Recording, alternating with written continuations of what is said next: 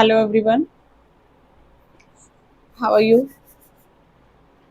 I hope you are all good. I'm fine. चलते हैं फिर से आपके अनुष्ठान यूट्यूब चैनल पर और ये आपके समक्ष फिर से आपके डॉक्टर सुषमा रानी।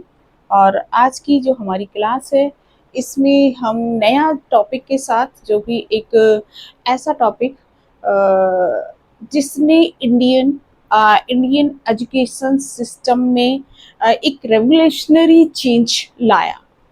तो ऐसा हमारा आज का जो टॉपिक है इसमें हम पढ़ेंगे आज वुड डिस्पैच। वुड डिस्पैच जो कि 1854 में आया। 1854 4 में आया। अब ये 1854 में क्यों आया, किसने दिया, यहाँ पर हम ये पढ़ेंगे। देन इससे पहले के जितने भी हमारे एजुकेशन पॉलिसी को लेके हमारे मैनिफेस्टो आए या जितने भी हमारे आज्ञा पत्र आए वो उस सब की स्टडी करके ये वुड डिस्पैच आया। अब क्योंकि जैसा कि हमारा फर्स्ट जो था 1793 में जो हमारी एजुकेशन की पॉलिसी आई, फिर उसके बाद इन्होंने फिर आफ्टर 20 इयर्स बाद रिवाइज हुआ और फिर 1813 में आपका चार्टर एक्ट आया और फिर रिवाइज हुआ, फिर चार्टर एक्ट आया 1833 में। तो ये अभी हम पढ़ रहे थे, अभी हमने लास्ट की क्लास में चार्टर एक्ट को पढ़ा 1833 का। 1833 और 1813 में जो एक्ट आए, जो 1833 का एक्ट था उसमें जो आपकी 1 लाख की राशि आई थी उसकी वजह से जो एक विवाद, यहाँ एक कन्फ्लिक्ट हो गया था, उस कन्फ्लिक्ट को सॉर्ट आउट करने के लिए या उसका सोल्यूशन निकालने के लिए विलियम बेंटिंग ने क्या किया था, जो आपकी ये लॉर्ड मिकाले को बुलाया गया था 1835 में। और 1835 में उन्होंने उस की स्टडी की कि क्या विवाद है, क्यों विवाद है, क्या रीजन है, क्या कॉन्फ्लिक्ट थे। उन सब कॉन्फ्लिक्ट को देखा, स्टडी की उन्होंने और फिर अपने थॉट्स उन्होंने दिए और अपना 1835 का जो उन्होंने रिपोर्ट्स प्रस्तुत की और उस रिपोर्ट के अनुसार फिर से इंग्लिश जो यहाँ इंडियन भारतीय जो वहाँ की पार्लियामेंट चला रही थी वो यहाँ पर इम्प्लीमेंट किया, जो कि यहाँ जो रूल कर रही थी, जितने भी स्टेट पे जितने भी उस पर रूल्स कर रही थी वहाँ पर इंग्लिश के द्वारा ही एजुकेशन हो रही थी, जो ब्रिटिशर्स ही कर रहे थे। अब हम यहाँ देखते हैं कि जो 1854 का हमारा डिस्पैच आया, 18 ये वो डिस्पैच है, इसमें ये क्यों आया ये देख लेते हैं। The British parliament appointed parliamentary committee, जो ब्रिटिश पार्लियामेंट थी, अब उसको यहाँ पर ये चीजें रियलाइज हो गई थी क्योंकि जो लॉर्ड मिकाले आए 1835 में, लॉर्ड मिकाले आए, उन्होंने Indian culture, Indian literature, Indian religious पे बहुत ही गहरा प्रहार किया, जिसकी वजह से इंडियंस को प्रॉब्लम्स आई और इंडियंस कहीं ना कहीं उन चीज़ों से अवेयर हो गए थे कि ये जो ब्रिटिशर्स हैं हम पर रूल तो कर ही रहे हैं और हमारे लिए कहीं ना कहीं खतरा पैदा कर रहे हैं, हर चीज़ों में कहीं ना कहीं हमारी भारतीय कल्चर को ये नष्ट कर रहे हैं। तो क्योंकि जो मिकाले थे, मिकाले सिर्फ और सिर्फ हर एक चीज जो ब्रिटिश पार्लियामेंट की थी या जो ब्रिटिशर्स के बेनिफिट में थी वो यहाँ पर इम्प्लीमेंट करते थे, जिससे कि उस ब्रिटिश गवर्नमेंट को, ईस्ट इंडिया कंपनी को ही बेनिफिट्स हो। तो अब जो ब्रिटिशर्स ये मिकाले आए, मिकाले ने जैसा कि हमारा जो लिटरेचर था उसको उन्होंने बिल्कुल ही निग्लेक्ट कर दिया कि जी नहीं, ये बिल्कुल अच्छा नहीं है। चाहे आपका यहाँ का अरबी का था, फारसी का था, ये हिंदी का था, संस्कृत का था, जो भी हमारा इंडियन भारतीय लिटरेचर उस टाइम पे था, इनके आते समय इनके जो ये रूल कर रहे थे, तो यहाँ पर उन्होंने हमारे उसको बोल दिया कि ये बिल्कुल बेकार है, इससे तो सिर्फ मतलब इससे जो ये भारतीय जातियां हैं, भारतीय जो नस्ल्स हैं, ये डेवलप नहीं की जा सकती। अगर इनको डेवलप करना है तो बाहर के ज्ञान भंडार से, ब्रिटिश का जो ज्ञान भंडार है उसी से इनको हम डेवलप कर सकते हैं। ये तो एक तरह से बिल्कुल लोअर और गवारू जाति हैं, इनको कुछ नहीं पता है, ये डेवलप नहीं हो सकते हैं जब तक हम इन्हें इंग्लिश के माध्यम से एजुकेशन नहीं देंगे, अपनी ब्रिटिश एजुकेशन इनको नहीं देंगे। तो ये ऐसा मेकाले ने कहा, और मेकाले चाहते थे कि किसी भी तरीके से वो यहाँ पर सिर्फ और सिर्फ ऐसे इंडियंस पैदा करने चाहते थे जो कि बाबू हो, बाबू पैदा उन्होंने किए यहाँ पे, कि जो उन्होंने फिल्ट्रेशन थ्योरी दी उसके द्वारा उन्होंने एक क्लर्क पैदा यहाँ पर करना चाहते थे, जो कि एक मीडिएटर का काम करें, जो कि उनके उनके लिए काम करें, है ना, उनके तरीके से सोचें, उनके ही इंटरेस्ट के उस पे काम करें। तो ऐसे मेकाले ने चीजें की जिसकी वजह से इंडियंस को लगा कि भाई हम तो मतलब सिर्फ यहाँ पर कुछ ही लोगों को एजुकेशन की व्यवस्था की गई, स्त्रियों की एजुकेशन को निगलेक्ट किया, यहाँ पर स्त्रियों को प्रॉपर एजुकेशन नहीं मिल रही थी, बच्चों को प्रॉपर एजुकेशन नहीं मिल रही थी, कुछ ही लोगों को एजुकेशन मिल रही थी। तो जब यहाँ पर ये लोग, इसीलिए एक कमेटी यहाँ पर ब्रिटिश पार्लियामेंट में एक जो पार्लियामेंट्री कमेटी बनाई गई on the basis of some fundamental principle presented by the committee. A manifesto regarding education was presented in 1854, which is called Wood Dispatch, after the name of Sir Charles Wood, the chairman of the string committee. जो ये committee थी, ये committee के जो chairperson थी sir Charles Wood, इन्हीं के नाम पे ये वुड डिस्पैच का नाम रखा गया, है ना। वुड डिस्पैच है इसी इन्हीं ये इसकी कमेटी के चेयरपर्सन थे। और इन्होंने अब जब यार इतनी सारी नेगेटिविटी हो गई, लोगों में कहीं ना कहीं उससे अवेयरनेस आई, लोगों में जब जो यहाँ पर इंडियंस लीडर थे उन्होंने कहा कि हम भारतीय, हमारे देश में ये रूल कर रहे हैं, हम ही पर रूल कर रहे हैं, और हमारी ही बातों को नहीं रखा जा रहा है, हमारी ही चीज़ों को ये निगलेक्ट कर रहे हैं, हमारी ही एजुकेशन को ये सिर्फ अपनी अपनी इंग्लिश इंग्लिश इंग्लिश थोप रहे हैं और अपना ही लिटरेचर को अच्छा बता रहे हैं, अपने ही लिटरेचर पर ये एक्सपेंस कर रहे हैं। कंपनी जो देती है, ब्रिटिश पार्लियामेंट जो वहां पर पास करती है कि इंडियन एजुकेशन पर खर्च होगा, लेकिन ये सिर्फ इंग्लिश लिटरेचर पर खर्च करते थे। तो इसीलिए यहाँ पर इन्होंने ये वुड डिस्पैच में चीजें चेंज की। इनको अब यहाँ पर एक्सपीरियंस हो गया था कि भाई नहीं, अगर हमने कोई चीजें नहीं की, मतलब इंडियंस के अकॉर्डिंग, अगर हमने भारतीय जो साहित्य है, भारतीय लिटरेचर है, अगर हमने उसको वैल्यू नहीं दी तो कहीं ना कहीं हमें दिक्कत हो जाएगी। तो ये जो आपका यहाँ सर चार्ल्स आए थे, इन्होंने इंडियंस जो लैंग्वेज थी, जो भी आपकी वो क्षेत्रीय भाषाएं थी, उनको भी वैल्यू दी यहाँ पर, और इंडियन लिटरेचर को भी वैल्यू दी, और इंडियंस के कुछ थॉट को इन्होंने प्रायोरिटी दी यहाँ पर। तो अब इनको ये एक्सपीरियंस हो गया, अगर हम निगलेक्ट करेंगे सारी सब चीज़ों को तो हमारे लिए ही मुसीबत खड़ी हो जाएगी, कंपनी के लिए ही दिक्कतें हो जाएंगी। तो यहाँ पर इन्होंने चीज़ें चेंज की।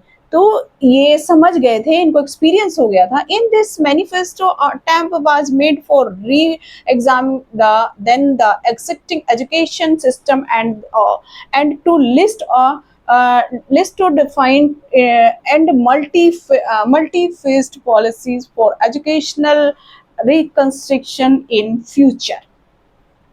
यहाँ पे इन्होंने अब, क्योंकि इन्हें एक्सपीरियंस, इन्हें ये लग गया कि भाई हम भारतीयों को निगलेक्ट नहीं कर सकते, हम लिटरेचर को, इंडियन लिटरेचर को निगलेक्ट नहीं कर सकते हैं, हमें उसे भी कहीं ना कहीं उसको प्लेस देना पड़ेगा एजुकेशन में। तो इन्होंने जितना भी जो ये चार्ल्स वुड आए थे और जो इनकी कमेटी यहाँ पर बनाई गई थी, इन्होंने जो आपकी 1833 से स्टार्ट होके और 1853, क्योंकि 54 में ये आया था, 53 तक एक सोसाइटी में एजुकेशन की क्या नीड है, किस तरह की एजुकेशन की व्यवस्था करनी चाहिए, किस किस एरिया में करनी चाहिए, यहाँ पर इन्होंने एक डेप्थ में जाके स्टडी की कि भाई अब हमें यहाँ कुछ चेंज करने पड़ेंगे अकॉर्डिंग टू इंडियन। तो सर चार्ल्स वुड ने यहाँ पर चेंज किए, और क्योंकि अब इन्होंने उसका पहले पूरे का निरीक्षण किया, पूरे की स्टडी की, जो पुरानी पॉलिसी चल रही थी उसमें कहाँ कमियां थी वो उन्होंने देखी, फिर इन्होंने न्यू चीजें रिकंस्ट्रक्शन की कि भाई हम यहाँ पर इस एरिया में लाइक एजुकेशन को इन्होंने, हम अभी यहाँ पर इसमें देखेंगे कि इन्होंने नई नई चीजें यहाँ पर ऐड की। तो अब यहाँ पर हम देख लेते हैं इसकी प्रॉपर्टीज में, ये जो आपका 1854 में आपका वुड डिस्पैच आया, इसमें इसकी प्रॉपर्टीज क्या हैं, क्या इसकी करेक्टरिस्टिक्स हम कह सकते हैं, क्या इसकी प्रॉपर्टीज क्या हैं, क्या इन्होंने अपनी रिकमेंडेड किया, किस किस चीज को क्या होनी चाहिए, वो यहाँ इन्होंने रिकमेंडेड की। तो फर्स्ट है development of hierarchical education system.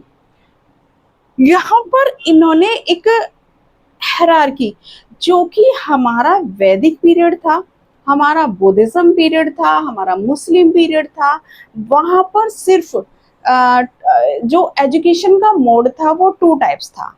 Two types में आपका प्राइमरी और आपका हायर।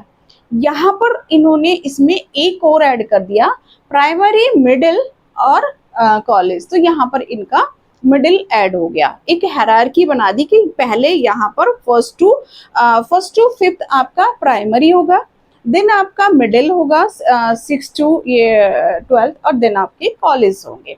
तो यहाँ पर इन्होंने एक हायरार्की सिस्टम, एक मोड बनाया। तो इसमें फर्स्ट में क्या, प्राइमरी में क्या है, imparting basic education in the vernacular. जो आपका प्राइमरी स्कूल्स थे वहां पर इन्होंने इंडियन उसमें इंडियन लैंग्वेज में, जो यहाँ की क्षेत्रीय लैंग्वेज थी उनमें एजुकेशन दी, बेसिक रखा, बेसिक नॉलेज दी, basic math, basic literature, basic चीजें इन्होंने यहाँ पर रखी प्राइमरी स्कूल्स में। नेक्स्ट है आपका middle, for advance study in English and western science. यहाँ पर इन्होंने एडवांस स्टडी के लिए इंग्लिश और साइंस को कंपलसरी माना, और यहाँ पर इन्होंने इंग्लिश और वेस्टर्न साइंस को फोकस किया। नेक्स्ट है college, for higher education in specialised subject like law, medicine and engineering. जो आपकी कॉलेज थी यहाँ पर इन्होंने एक किसको स्पेशलाइज किया, जैसे कि ये एजुकेशन आपका लाइक लॉ हो गया है ना, लॉ के लिए इन्होंने ये जो हायर इनकी एजुकेशन थी, हायर एजुकेशन थी, प्रोफेशनल एजुकेशन यहाँ पर इन्होंने दी थी, जिसमें आपका मेडिसिन है, इंजीनियरिंग है। तो नेक्स्ट इसमें ये तो आपकी इनकी हो गई, इनकी मोड ऑफ एजुकेशन क्या कैसे कहाँ पर दी जाती थी। नेक्स्ट इन्होंने यहाँ पर इस एजुकेशन को देने के लिए एक स्टेबलाइजमेंट ऑफ यूनिवर्सिटीज, और यहाँ पर इन्होंने इंडिया में, भारत में ही काफ़ी सारी खोली। The dispatch recommended the establishment of universities in Calcutta, Bombay and Madras, modeled on the universities of London. These institutes were hold examination, grant degrees. यहाँ पे इन्होंने बड़ी बड़ी यूनिवर्सिटीज खोली, कैलकाटा आपका हो गया, मद्रास आपका हो गया, बॉम्बे हो गया। तो यहाँ पर इन्होंने हायर एजुकेशन के लिए एक तरीके से जो प्रोफेशनल हमारी एजुकेशन थी उसके लिए इन्होंने इन जगह पर बड़े बड़ी यूनिवर्सिटीज बनाई। अब जो ये यूनिवर्सिटीज थी, और जो यूनिवर्सिटी जितनी भी यहाँ यूनिवर्सिटी बनाई, चाहे आपकी मद्रास की हो, कैलकाटा की हो, आपकी ये बॉम्बे की हो, सभी में सभी का मॉडल कहाँ से लिया, या ब्रिटिश से, ब्रिटिश यूनिवर्सिटी से। जितनी भी इनकी वहाँ ब्रिटिश में यूनिवर्सिटीज थी उसी मॉडल पर इन्होंने यहाँ पर यूनिवर्सिटी ओपन की, और उसी मॉडल पर इन्होंने जो एक हायर एजुकेशन की सिस्टम था वहाँ पर ब्रिटिश में, वो यहाँ पर इम्प्लीमेंट किया। अब जो ये these institution were hold examination, ये जो आपके जितने भी बड़े इंस्टीट्यूशन थे यहाँ पर ये एग्जामिनेशन लेते थे, और होल का एग्जामिनेशन, मान लीजिए जो छोटे छोटे वो थे कॉलेजेस थे वो भी यहाँ से अटैच थे।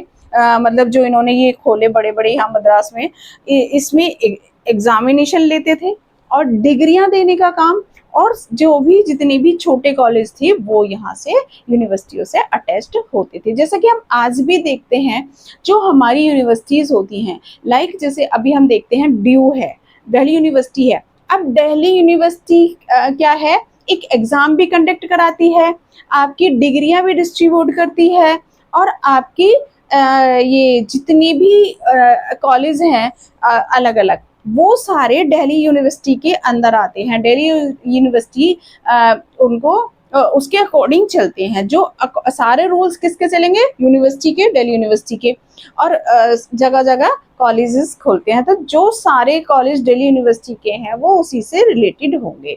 ऐसे ही यहाँ पर इन्होंने ब्रिटिशर्स ने जितनी भी यूनिवर्सिटीज खोली उस टाइम पे, जितने भी कॉलेज थे मद्रास, बॉम्बे, कलकत्ता, सब जगह वो उससे रिलेटेड थे या एफिलेटेड थे। जब हम कहते हैं, चाहे हम देखते हैं अभी यूपी में सीसीएस यूनिवर्सिटी है, हरियाणा में कुरुक्षेत्र यूनिवर्सिटी है, तो इनके अपने कॉलेज हैं, ये एग्जाम कंडक्ट कराती हैं, ये डिग्रियां डिस्ट्रीब्यूट करती हैं, ये आपकी वैसे ही उस टाइम भी ये यहाँ पर इसमें इन्होंने एक सिस्टम किया था।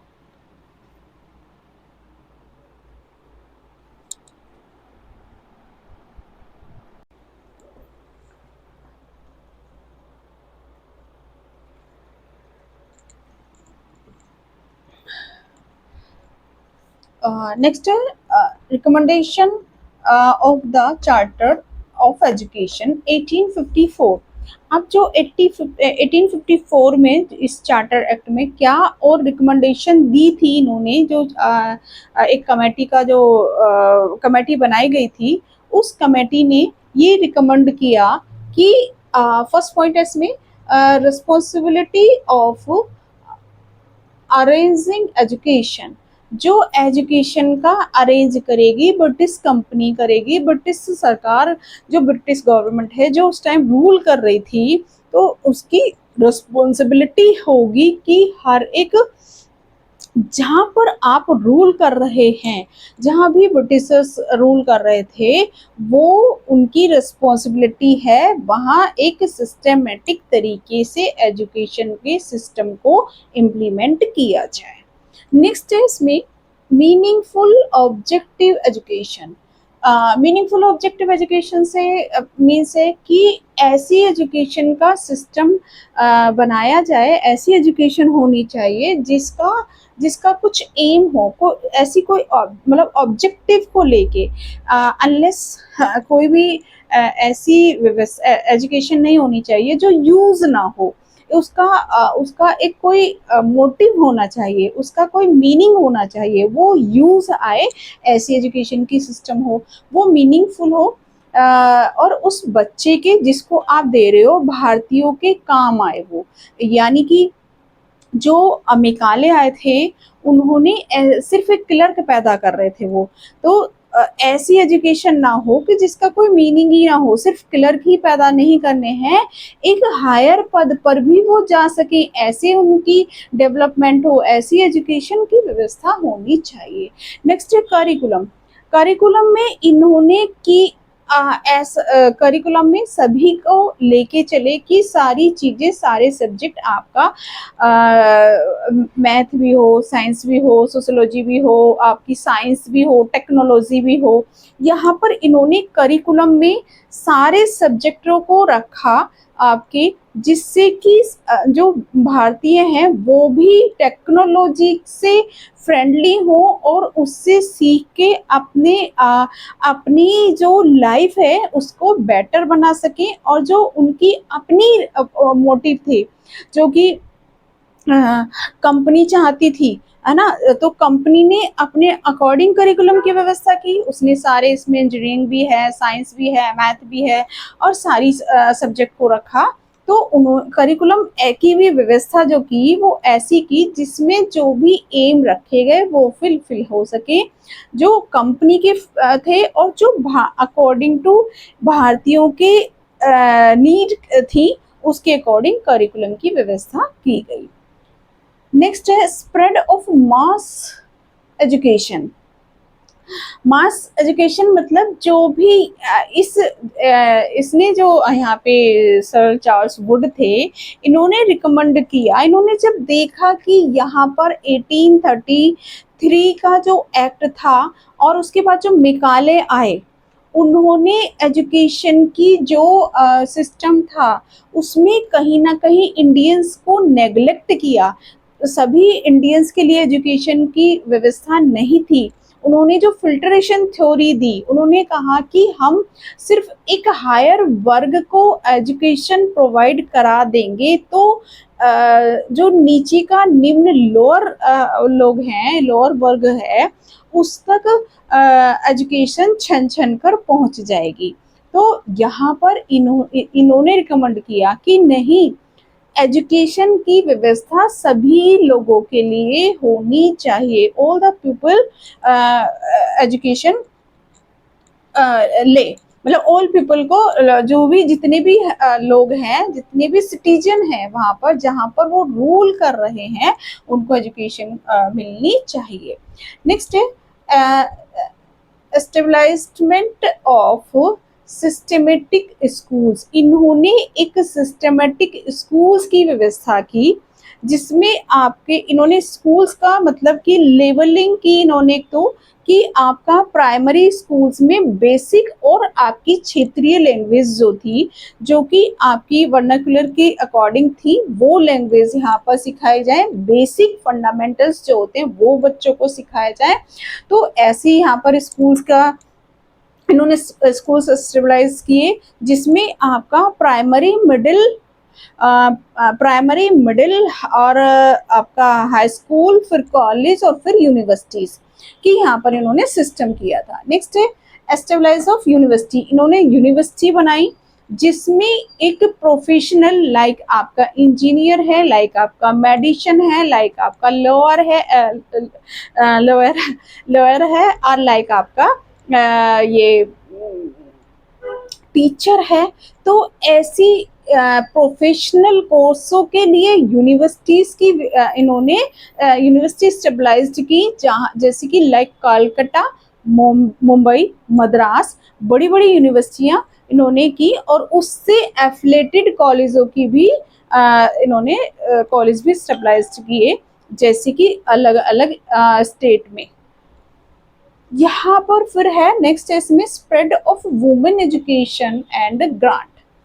जो इस यहाँ पर इन्होंने रिकमेंड किया कि जो एजुकेशन आपकी उसमें मेकाले के टाइम में या उससे पहले के टाइम में कहीं ना कहीं वुमेन्स को निग्लेक्ट किया गया, तो यहाँ पर इन्होंने वुमेन्स की एजुकेशन को भी फोकस किया। इन्होंने कहा कि वुमेन्स की एजुकेशन भी होनी चाहिए और उनको फोकस्ड करें, और उसके लिए जो वुमेन्स है उसके लिए आपको ग्रांट दें, मतलब उनके लिए अनुदान दिया जाए, कुछ आपकी मनी दी जाए, जिससे कि उनकी अलग से कन्या विद्यालय खोले जाएं, अलग अलग कन्या विद्यालय खोले जाएं, और जिससे कि लड़कियां वहां जाके एजुकेशन ले सके। नेक्स्ट है इसमें mental and character development of citizen of India. यहाँ पर इन्होंने क्या कहा कि जो आपके इंडियंस हैं इनका मेंटल और करेक्टर डेवलपमेंट भी होना चाहिए। यहाँ पर इन्होंने कहा कि जो एजुकेशन की व्यवस्था है, जो इनकी ये रिस्पॉन्सिबिलिटी है, जो ये यहाँ पर कह रहे हैं ना मीनिंगफुल एजुकेशन, वो ये इसी उसमें पर्सपेक्टिव में कह रहे हैं कि जो इंडियन सिटीजन हैं, यहाँ पर इन्होंने स्पेशली इंडियन सिटीजन को फोकस किया कि उनका मेंटल डेवलपमेंट हो, उनका करेक्टर डेवलपमेंट हो, उनका फिजिकल डेवलपमेंट हो। तो ऐसी एजुकेशन की, ऐसे मीनिंगफुल एजुकेशन का सिस्टम को फॉलो कराया जाए। तो यहाँ पर इन्होंने ये रिकमेंड किया। नेक्स्ट है text book in all language.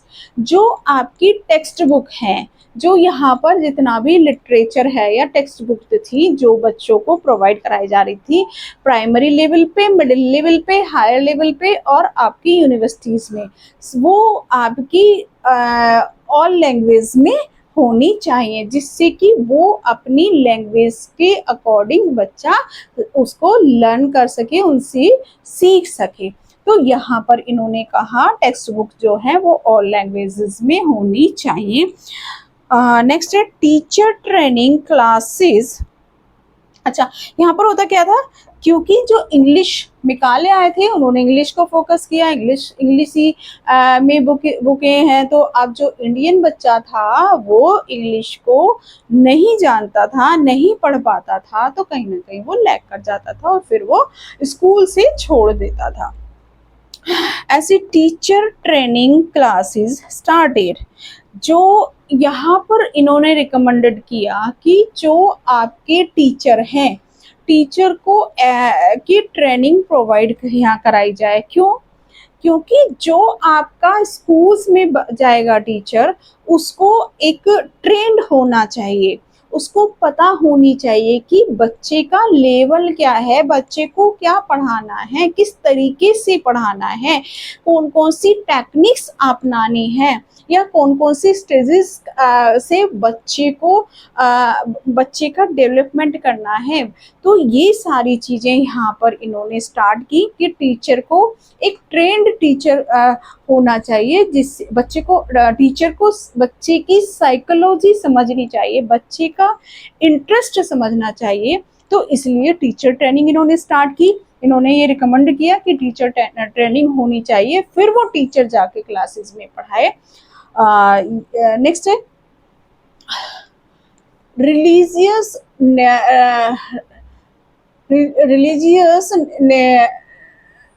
naturally should be adopt in religious neutrally should be adopt in educational institution।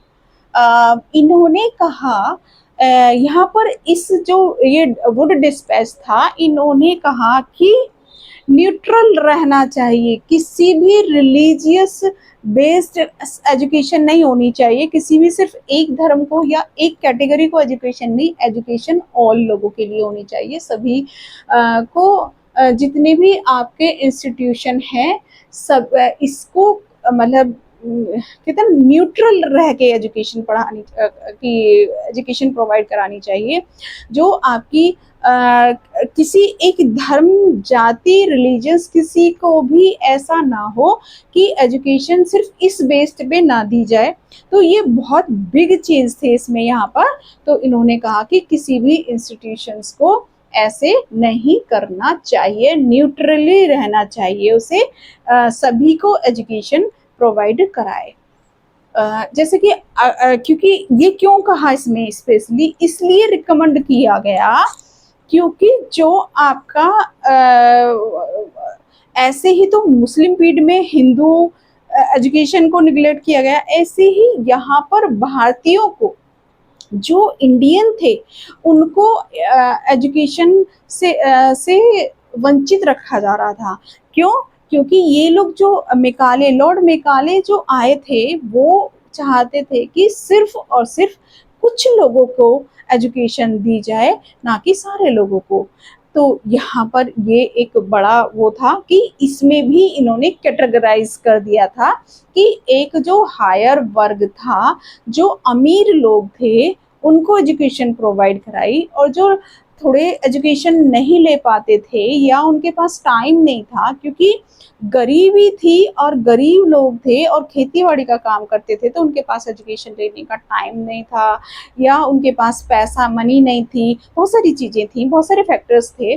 तो इसलिए यहाँ पर जो इस एक्ट ने, इस मैनिफेस्टो में ये भी चीज़ ऐड की गई कि आपको ये न्यूट्रल रहना पड़ेगा सभी इंस्टीट्यूशंस को। नेक्स्ट है system of education for Muslim. अब क्योंकि उस टाइम जब ब्रिटिश आए, तो इनसे पहले का जो वो था मुस्लिम शासन था, मुस्लिम यहाँ पर रूल कर रहे थे। अब उस टाइम वो मकतब मदरसों में एजुकेशन दी जाती थी।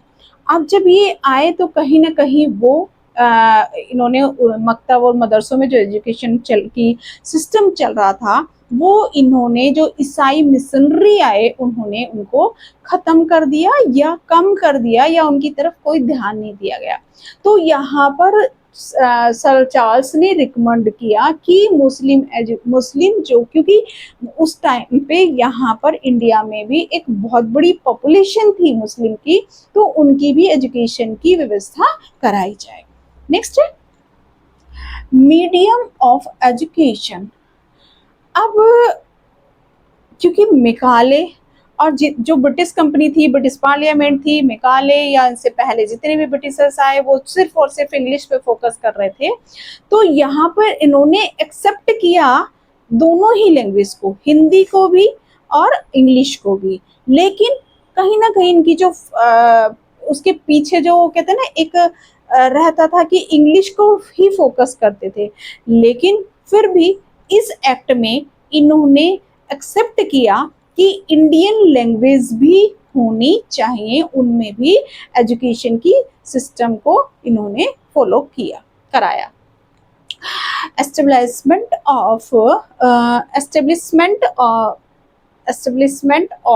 of public education department in 5 state in India. इन्होंने ये एस्टेब्लिश किया जो आपके एजुकेशन के डिपार्टमेंट को 5 स्टेट में, जो इंडिया के 5 मेन सिटीज थी, मेन स्टेट थे, वहाँ पर इन्होंने इसकी एजुकेशन डिपार्टमेंट ऑफ एजुकेशन की व्यवस्था की। नेक्स्ट है in each provinces or director of education will be appointed and to assist him of deputy director, है ना। एक तो डायरेक्टर ऑफ एजुकेशन यहाँ पर हर एक इसमें होगा, हर एक प्रोविंस में होगा। दूसरा, इसकी एडवाइस के लिए डिप्टी डायरेक्टर नियुक्त किया गया, विल बी अपॉइंटेड। मतलब हर एक प्रांत में, मतलब जितने भी जो उस टाइम पे प्रांत थे जहाँ पर ये रूल कर रहे थे, उसमें एक एजुकेशन के लिए एक डायरेक्टर ऑफ एजुकेशन को नियुक्ति की गई। उसके अंडर में आपने डिप्टी डायरेक्टर, देन अदर ये डायरेक्टर्स को अपॉइंटेड किया गया। नेक्स्ट है system of vocational education. Next and last है वोकेशनल एजुकेशन। इन्होंने इस वोकेशनल एजुकेशन के सिस्टम को भी किया, यहाँ पर रिकमेंड किया कि वोकेशनल एजुकेशन भी प्रोवाइड कराई जाए। क्योंकि जिससे कि वो जो भारतीय हैं वो अपनी लाइफ को अच्छे से चला पाएँ, अपनी जीविका उपार्जन कर पाएँ अच्छे से। तो इन्होंने जो स्किल्स डेवलप किए, इस टाइप के वोकेशनल स्किल्स डेवलप किए, वोकेशनल एजुकेशन की व्यवस्था की, तो यहाँ पर ये भी एक इनका बहुत बड़ा रोल था इसमें। जो आपकी इंडियन एजुकेशन थी, इंडियन एजुकेशन की व्यवस्था को एक सिस्टमेटिक तरीके से यहाँ पर इन्होंने रिकमेंड किया। अब यहाँ देखते हैं ये इसकी जो आपका वुड डिस्पैच है, वुड डिस्पैच की पूरी मतलब उस टाइम में इसको बहुत बड़ी इम्पोर्टेंस है कि कहते ना जो इसको उस टाइम पे क्या कहा जाता था, इसको आज भी हम क्या कहते हैं, Magna carta of English education of India, यानी कि अंग्रेजी शिक्षा का मैग्ना कार्टा इसको बोला जाता है। क्यों? क्योंकि ये एक उस टाइम में भारतीय शिक्षा का आधारशिला थी, है ना। तो इसको ये एन वासु हैं, उन्होंने बोला है कि जो ये 1854 का जो आपका मैनिफेस्टो था, जो कि सर चार्ल्स वुड ने इसको दिया था, ये इंडियन इसको मतलब भारत में इंग्लिश एजुकेशन का मैग्ना कार्टा कहा जाता है। इसकी बिग इम्पोर्टेंस है इंडिया के पॉलिसीज में, क्योंकि यहाँ से एक बहुत ही सिस्टमेटिक तरीके से मॉडर्न एजुकेशन को यहाँ पर इम्प्लीमेंट किया गया। देन यहाँ पर कुछ ना कुछ हमें जो हमारे इंडियंस की नीड्स थी वो भी यहाँ पर इन्होंने ध्यान में रखी, कुछ हद तक फुलफिल की यहाँ पर। तो इसीलिए इसको इंडिया का Magna carta of English education of India, इसलिए इसे मैग्ना कार्टा कहा जाता है। और ये जो मैग्ना कार्टा है, ये बहुत बार एक तो पूरा ही जो वुड डिस्पैच है, आपके लॉन्ग क्वेश्चन में, जैसे एमएड का एग्जाम है, बीएड का एग्जाम है, जो बीएड का एग्जाम होता है वहां पर ये लॉन्ग क्वेश्चन में 16 मार्क्स में ये पूछा जाता है। इसको वुड डिस्पैच को सबसे ज्यादा पूछा जाता है। दूसरा, जो शॉर्ट क्वेश्चन में पूछ लिया जाता है, लाइक आपका नेट का एग्जाम है, नेट का भी एग्ज़ाम आपका जून में आने वाला है। और आपको ये एक और इन्फॉर्मेशन दे देती हूँ कि जो आपका जून में एग्ज़ाम होने वाला है, उसके फॉर्म अभी फिल मतलब हो रहे हैं, ऑनलाइन ओपन है, आप जाके भर सकते हैं। तो आप उसी के रिगार्डिंग में ये जो क्वेश्चन है कि मैग्ना कार्टा किसको कहा जाता है या किसने दिया है ना, तो ये यहाँ पर एक शॉर्ट क्वेश्चन में पूछ लिया जाता है कि भारत का मैग्ना कार्टा किसको कहा जाता है या मैग्ना कार्टा किसने दिया। तो ये ऐसे इस टाइप के क्वेश्चंस शॉर्ट में आ जाते हैं। यहाँ 1854 का वुड डिस्पैच किसने दिया, किसने, और इसमें इसको मैग्ना कार्टा क्यों कहा जाता है, तो इस टाइप के क्वेश्चंस आपके आ जाते हैं। यहाँ पर जो आपका ये एग्ज़ाम है, आपका बीएड के एग्ज़ाम में आपका लॉन्ग क्वेश्चन में आ जाता है, और ये शॉर्ट में भी मैग्ना कार्टा वाला क्वेश्चन आता है, बहुत ज़्यादा आता है। तो चलिए आज के लिए आई थिंक आपको ये क्लियर हुआ होगा। तो आज के लिए इतना ही, और मिलते हैं फिर।